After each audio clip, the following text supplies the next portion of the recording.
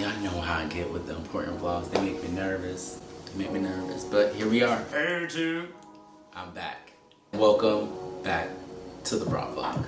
And today, I want to talk about grieving. Past couple weeks, there's been a lot of changes in my life. Change here, change there, just change everywhere. So a lot of you have been on a journey with me with the Power Scope. I no longer work for now. I wasn't supposed to talk about it, but I am going to express how I feel for me to share these things and experiences that happened in my life. I'm only going to talk about it because it was one of the biggest things I've ever had to do in my life. And in turns created the biggest impact I've ever felt. When you think of grieving a lost one, a family member, a friend, something physical. You don't just grieve a person. Grieving comes in many different forms, and when I tell you guys I was sad and depressed in here, I was sad and depressed. For the longest time, this is what I was doing. This is who I was. Oh, I even went through identity crisis too. I was really in here sad because I felt like I lost myself. I feel like without writing, who am I? And trust, I know people have said to me, it's like, you're Robbie, come on. It's easier said than done. It caused me to spiral. And I wanted to make this video because I'm like, it's so important to talk about these things. Grieving means feeling sad or lost because someone has died. You don't just grieve. If this is your first time watching one of my videos, please make sure you're liking, you guys are commenting. It helps push my videos, push the algorithm. So important to spread awareness, so please, thanks. People, you can grieve jobs, friendships, yourself. Sometimes that parts of you are dead. So we never actually give ourselves a chance to grieve. Things don't always work out the way you want them to. When it comes to grieving, no matter who or what you're grieving, I want you to start thinking about the memories. Think about the good times. Think about how it has shaped you, how it has made you, molded you, how it has created you into who you are today. I don't want us to necessarily always put grieving with a bad emotion. Grieving is healthy.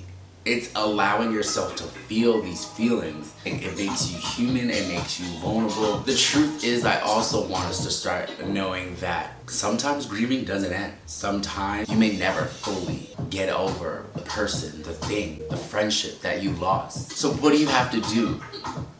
You channel that energy, you channel your hurt, your pain, you turn it into passion. No one can tell you how to grieve. It's up to you. Make sure you're doing it in a healthy manner.